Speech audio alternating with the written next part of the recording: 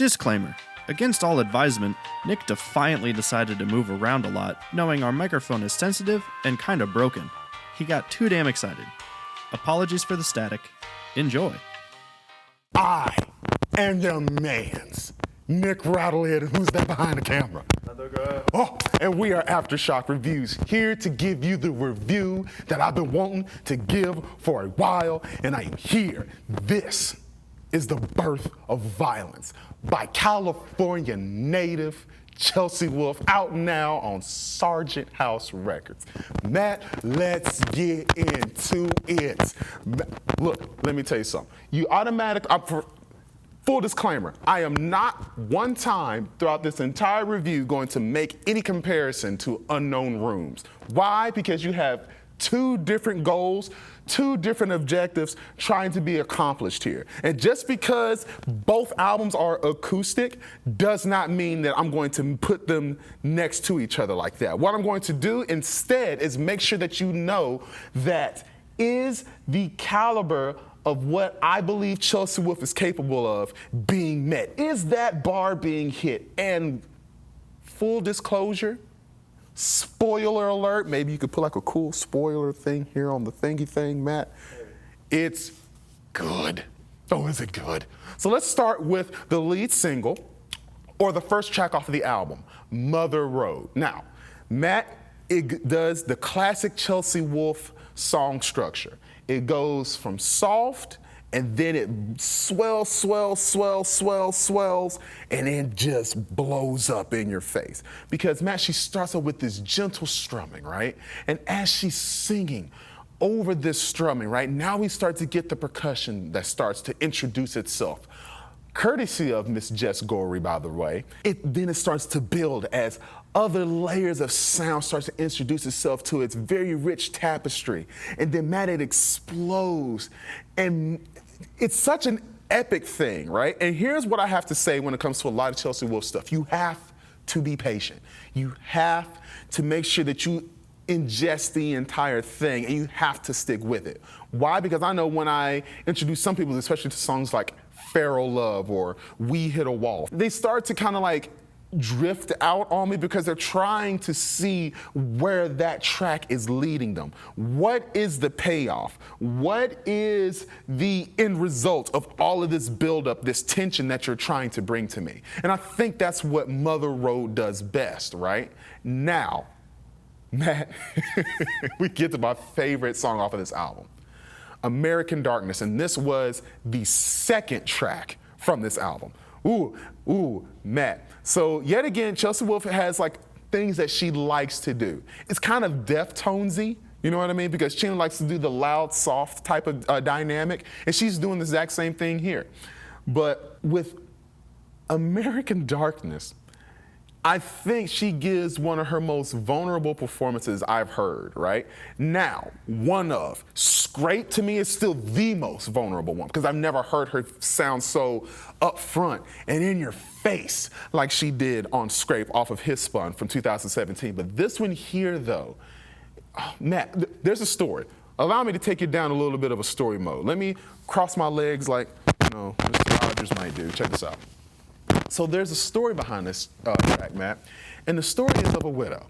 And we're in war times, right? And her husband has passed away due to this war. Now, this makes this widow become very lonely, as anybody would. It causes her to be a little bit isolated, not even a little bit, very isolated. At this point, for me, it's very sad, right? Very sad. But what she's doing at this point, and this is where the lovely part comes in, it's a little weird, but it's very lovely nonetheless. It's the story of her as she dances with her long-lost husband. It's her dancing with her now dead husband, right? Or his spirit, if that makes sense. And while that sounds a little off, Matt, it's beautiful. And allow me to actually give you a lyric, if that makes sense. Check this out. Damn my dreams, the tormentors. So she's thinking about her husband, right? She's thinking about how he's not there with her anymore. And now she's being almost haunted by the beautiful memories of him and her together. Damn my dreams, the tormentors. Last night Your mouth was on my skin. So she feels him with her. And the poppies were like fire on the mountain. I took your hand and led you home. And the chorus reads, well, part of the chorus says, won't you dance? Matt, it's beautiful. It's absolutely gorgeous. And while it doesn't necessarily have a repetitive, overly melodic guitar patches that continues to introduce itself throughout the track, what it does is it creates a beautiful, ethereal atmosphere, and Chelsea's voice takes on the responsibility of being melodic, takes on the responsibility of repeating the line, won't you dance, and making it memorable. That's always been the strength of Chelsea Wolfe, Matt, is her voice. Her voice is the needle and thread that takes multiple forms of inspiration, multiple instrumentation, ideas and things of that nature, and she weaves them together with her voice, and it makes it magically consistent, right? It makes it feel like all of these ideas belong together. Because if you listen to Pain is Beauty from 2013, like that's a whole bunch of different ideas that she's pulling from, and she slaps them into an album. But why does it feel like it belongs together? Easy. Her voice. And it's the same thing here. American Darkness is a beautiful. Give me till the end of the year. It'll probably be one of my favorite Chelsea Wolfe tracks. Now, we go on to the title track, The Birth of Violence. Nothing too out of the ordinary here. We're still doing the soft swelling situation here as the track morphs from something that's very soft-spoken to something that's blossoming is beautiful, like a beautiful sunflower, right? The big standout to me, well, at least one of them, aside from American Darkness and Mother Road, is Deranged to Rock and Roll. Now, Matt, you know I'm a Kiss fan, so you know I'm no strangers to tracks like God Gave Rock and Roll to You, you know what I mean? And Let Me Go Rock and Roll and Rock and Roll Hell and things of that nature, right? So when I see Deranged to Rock and Roll in the track listing, I'm like, what is she about to do? And it came out as a single, and I was like, now I can see. Matt, it's completely jarring, because when you go from the beautiful acoustic ethereal atmosphere that the previous three tracks have painted for you into this hard rocker, right? With electric guitars and guitar solos, if you want to call them that, or guitar licks in the background that are very reminiscent of the licks that come from Spun, the first track from his Spun of 2017, you're like, what is this? Why is this here? Especially when you look at the track listing, and after that is the third single, and the track afterwards, Be All Things, right? For me, it's a situation where that should have been on something like Hypnos Flame, where she had two tracks that weren't on Abyss, but she put them on as a single for each other. And one side had Hypnos, the other side had Flame, and it was just its own separate thing, right? And I think this album would have highly benefited from that. But I won't dwell on it, because I'm not going to necessarily call it bad. It's because it's not bad. It's too off-putting so far as flow of the album is concerned. But like I said before, Be All Things, yet again, a beautiful track. Another thing that we have to go into is the fact that some of these tracks, Matt, aren't necessarily all of that catchy, right? Bad? No. Catchy? Not really. And what I mean by that is tracks like, and I'm hoping I pronounced this right, Erde and When Anger Turns to Honey, right? Beautiful tracks, but what it does is it feels like, yet again, this is just my opinion, but it feels like it's sacrificing a lot of the melody for the narrative, right? For each individual narrative for each one of those tracks. Not necessarily a bad thing. It's painting an atmosphere, it's painting a picture, it's telling a story. Wonderful things, but it doesn't necessarily feel like something I would continuously come back to as I listen to this album for future listens, right?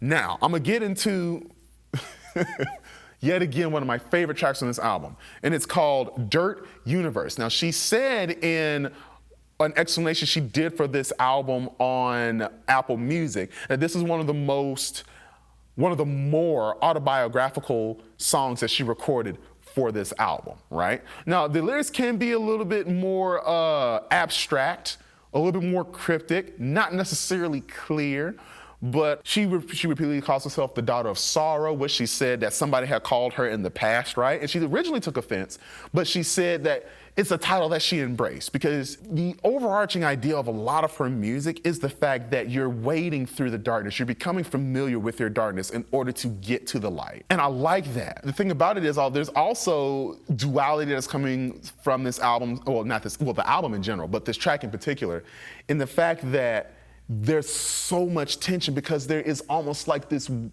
manic, almost super, for all of us car nerds, supercharger-like whine in the background. And what it's doing is it comes in and it comes out, and it comes in and it comes out, and it creates such tension against this acoustic instrumentation and this soft-spoken percussion that it makes it feel a little bit off kilter and off balance, and I like that, right? And that's also a common thing when it comes to a lot of her music as well, because with her beautiful voice, it's lyrical content that is pointed, right? It's lyrical content that feels like it was spewed from somebody's yawning maw. And it's weird, but it's wonderful. Matt, I'm telling you, this is a wonderful, wonderful acoustic track that ends with a thunderstorm, which feels like it's washing away the residue of the road, washing away the residue of fatigue and things of that nature as she relaxes, as she calms down, as she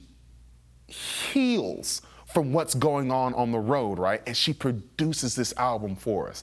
It's magnificent. It's magnificent. Now, with repeated listens and things of that nature, it's still, for me, I don't want to say it's too fresh because I don't want to say that, but I want it to sit with me a little bit more before I put it in, like, I don't know, a ranking of Chelsea Wolfe's albums. But what I will say is it does belong with the greats like Apocalypse. It does belong with the greats like Pain is Beauty and His Spun and Unknown Rooms. It's wonderful. This is a very, very easy album to listen to, but it is a little bit challenging when you're trying to decipher a lot of the lyrical content, which is why I think it was wonderful and a stroke of genius in order to put the explanations kind of like the way they do on Genius.com on the Apple Music description. So if you have Apple Music, make sure that you click the editor's notes so you can see what she says about it. Beautiful album. Beautiful.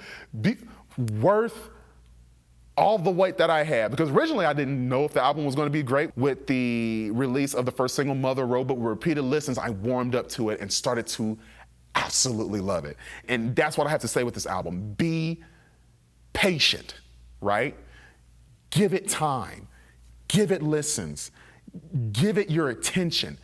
And then when you keep doing that, things you might not necessarily have liked before or things that you might kind of have skimmed over, which I'm not even saying, for me, I might come back like maybe in December and be like, I was tripping. Day was great. You know what I mean? Like tripping. I'm fully expecting that.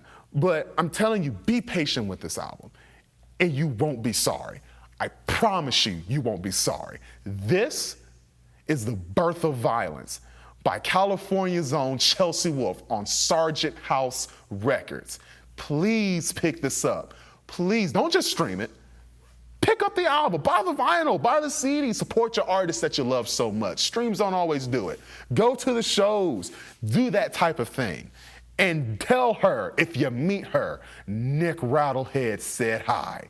I am that said person, Nic Rattlehead. And behind that camera is my man with the master plan, $100,000. Y'all don't know how much I love this man. Who are you? Matt the Graff. Matt the freaking Graff.